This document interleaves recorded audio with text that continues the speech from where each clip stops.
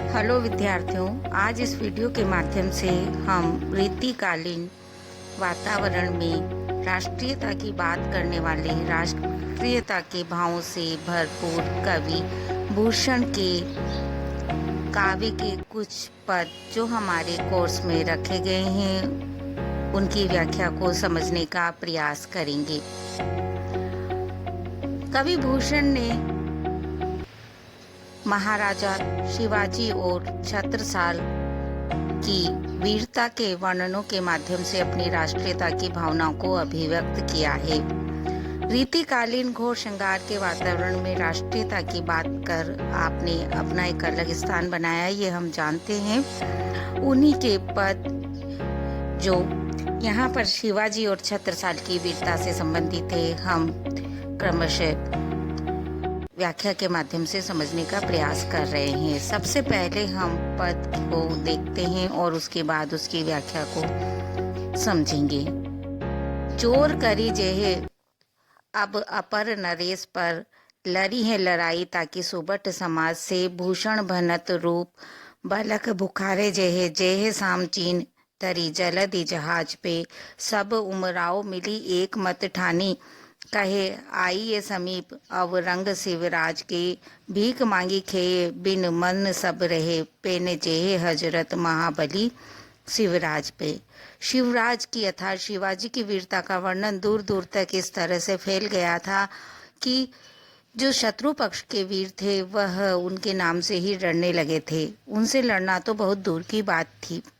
इसी प्रसंग को यहाँ पर कवि अभिव्यक्ति देना चाहते हैं और इसीलिए उन्होंने कहा है कि जो औरंगजेब के सैनिक थे वह सब सैनिक मिलकर औरंगजेब के पास जाते हैं और उससे कहते हैं कि वे सबसे लड़ने को तैयार हैं, परंतु शिवाजी से वह नहीं लड़ेंगे, चाहे उन्हें अपनी आजीविका ही क्यों ना छोड़नी पड़े।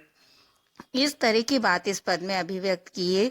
सबसे पहले हम इसकी तीसरी पंक्ति को देखते हैं। सब उमराव मिली, सारे उमराव अर्थात उसके जो सरदार थे वह मिलकर एक मत ठानी, एक मत करके एक निश्चय करके कहते हैं कहाँ आई के समीप, समीप अर्थात निकट आए, निकट आए के अर्थात आकर, अवरंग शिवराज सिरताज के, औरंग सिरताज अर्थात औरंगजेब, सिरताज अर्थात बादशाह, बादशाह औरंगजेब के पास आकर उसके सारे जो सरदार थे वह एक निर्णय करके, एक निश्चय करके उसके पास आकर उससे ये बात कहते हैं। क्या कहते हैं?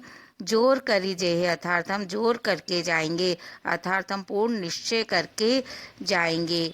अब अपर नरेश, हम दूसरे सब राजाओं से युद्ध करने के लिए पूर्ण निश्चय के साथ जाएंगे, पर लड़ी है लड़ाई ताकि सुबट समाज पे, और इसलिए जाएंगे पूर्ण शक्ति के साथ क्योंकि लड़ी है लड़ाई, हम उनसे लड़ाई लड़ेंगे किस तरह से, सुबट समाज पे, ताकि अर्थात उनके जो दूसरे राजा हैं हम अपनी पूर्ण शक्ति से उनके पास जाएंगे और उनके सुबट समाज से, उनका जो वीर समाज है, वीरता को धारण करने वाले उनके जो सैनिक हैं, उन सैनिकों के समूह से हम युद्ध भी लड़ेंगे। भूषण भनत, भूषण कवि यहाँ पर कहते हैं उन औरंगजेब के सरदारों के शब्दों के माध्यम से, रोम बलख बुखारे जे, कि हम रोम जाएंगे, बलख जाएंगे, बुखारा भी जाएंगे, दूर दूर के देशों के ये नाम है।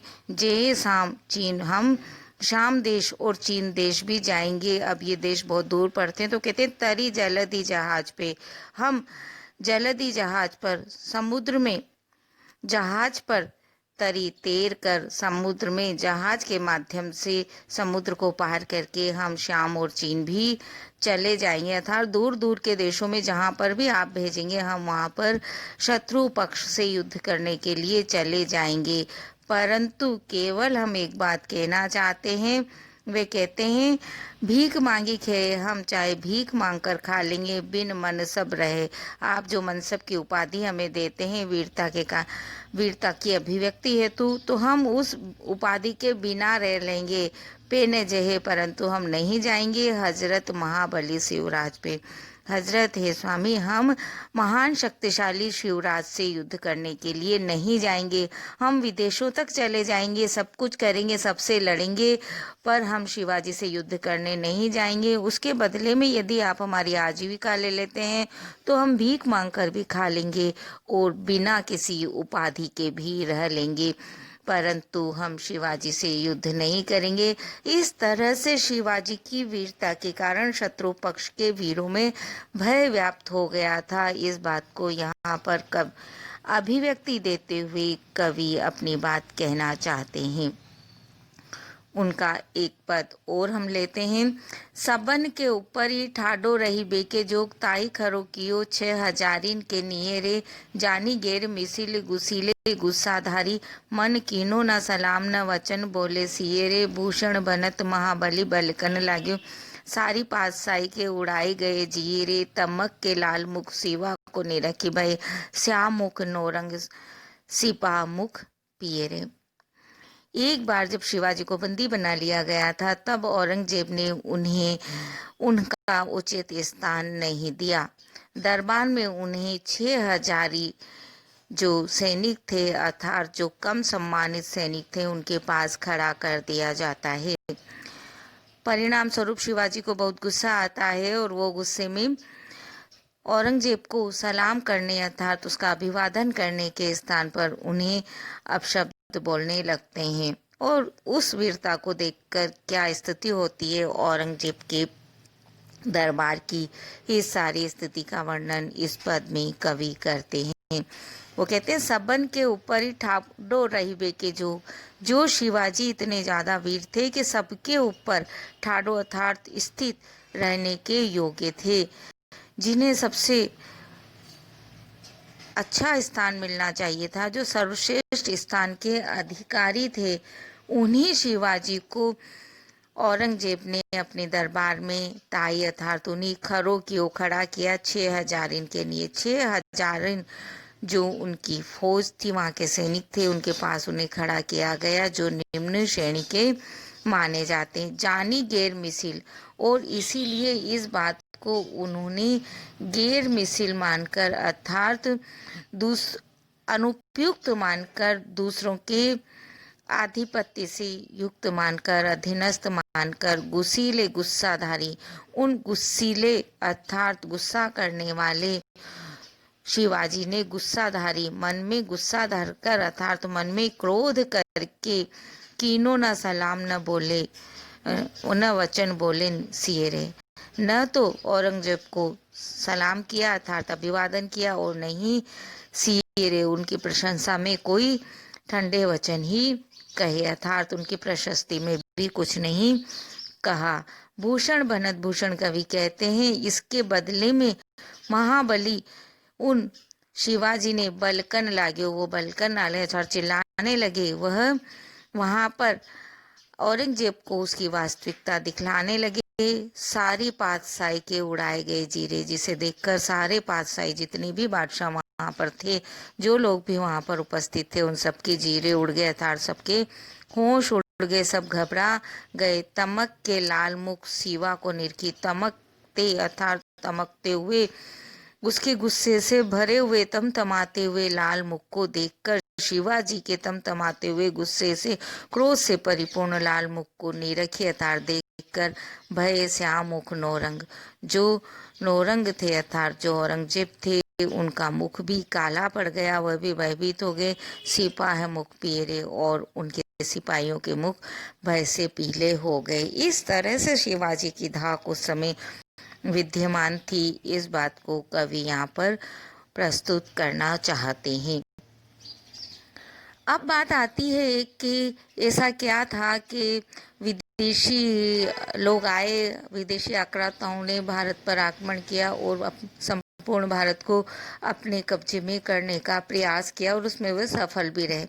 इसके कारण पर भी कवि प्रकाश डालते हैं। उसी से संबंधित एक पद हम यहाँ पर देखते हैं। आपस ही फूट हिते सारे हिंदुआन टूटे, टूट्यो कुल रावण अनित्य अति करते, पेठ्यो पातार बलि बज धर ईर्षाते, टूट्यो हिरनाच अभिमान चित्त धरते, ट्यूट्यो शिशुपाल वासुदेव जिसो बेर करी, टूट्यो है महिष देते अधम विचरते, राम कर छुअंते, टूट्यो जो महेश चाप, टूट्यो पातशाही शिवराज संग लड़ते। किस तरह से, किस कारण से हिंदू राजाओं पर मुस्लिम शासकों ने अधिकार कर लिया, इस बात को अभिव्यक्ति देते हुए और कुछ पौराणिक तथ्यों को स्पष्ट करते हुए कवि यहाँ पर बता रहे हैं कि किस तरह शिवाजी ने युद्ध करते हुए हरा दिया था औरंगजेब को, बादशाहों को उन्होंने हराया। आपस ही फूटी थे सारे हिंदुआन टूटे, उन्होंने कहा आपस की फूट से ही सारे हिंदू राजा टूट गए। यदि एक साथ रहकर युद्ध करते तो कभी भी विदेशी आक्रांता भारत पर शासन नहीं कर सकते। टूट्यो कुल रावण अनिति अति करते, और वो कहते हैं कि जो रावण का कुल था, रावण बहुत शक्तिशाली था, बहुत वीर था, बहुत सम्मानित व्यक्ति था अपने कुल में, परंतु अनीति अनैतिकतापूर्ण आचरण करने के कारण ही उसका सारा वंश समाप्त हो गया। पेठियो पाताल बलि वज्रधर ईर्षा थे, और बलि जो बहुत शक्तिशाली था, शारीरिक बल भी था, बौद्धिक बल भी उसके अंतर्गत था, पर इंद्र से वज्रधर अर्थात इंद्र से ईर्ष्या करने के कारण उसे भी पाताल में स्थान प्राप्त हुआ। टूट्यो हिरणाक्ष अभिमान चित्तधर थे, और अभिमान करने के कारण ही हिरणाक्ष भी जो अत्यंत शक्तिशाली था टूट गया। इसलिए वो कहना चाहते हैं यहाँ पर कि न तो हमें अपने जो सधर्मी व्यक्ति है उनसे फूट में आपस में दूर दूर रहना चाहिए, हमें एकता बनाए रखना चाहिए, हमें अनैति भी नहीं करना चाहिए, हमें अपने समान व्यक्ति से ईर्ष्या भी नहीं करना चाहिए और अभिमान भी नहीं रखना चाहिए। टूट्यो शिशुपाल वासुदेव जिसो बेर करी, वो कहते हैं शिशुपाल इसलिए टूट गया, इसलिए नष्ट हो गया क्योंकि उन्होंने वासुदेव श्री कृष्ण से शत्रुता की। टूट्यो है महिष देते अधम विचरते, और अधर्म का आचरण करने के कारण ही महिषासुर नामक दैत्य भी समाप्त हो गया। राम कर छुअंते टूट्यो जो महेश चाप, वो कहते राम के हाथ से स्पर्श करने पर जिस तरह से शिव धनुष टूट गया था, टूटी पातशाही, वैसे ही पातशाही बादशाही जो विदेशी आक्रांता थे उनका आसन भी, उनका साम्राज्य भी इसी प्रकार समाप्त हो गया है। किसके साथ लड़ते हुए? शिवराज संग लड़ते, शिवराजी के साथ लड़ते हुए। उसी तरह से बादशाहों का शासन समाप्त हो गया, टूट गया, जिस तरह की राम के हाथ से छूने से शिव धनुष टूट गया था। अर्थात इसके लिए बहुत ज्यादा प्रयास शिवाजी को नहीं करने पड़े, इतने शक्तिशाली शिवाजी थे, वे ये बताना चाहते हैं।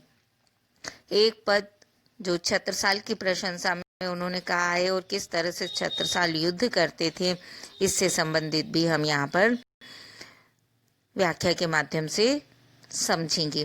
भुज भुज गेस की बेसंगनी भुजंगनी सी, खेदी खेदी खाती दीह दारुन दलन के, बख्तर पाखरन बिच धसी जाती मीन, पेरी पार जात परवाजु जलन के, रेया राव चंपति के छत्रसाल महाराज भूषण सके, करी बखानियों को बलन के, पक्षी पर छीने ऐसे परे पर छीने, बीर तेरी बर ने बर छीने हैं खलन के।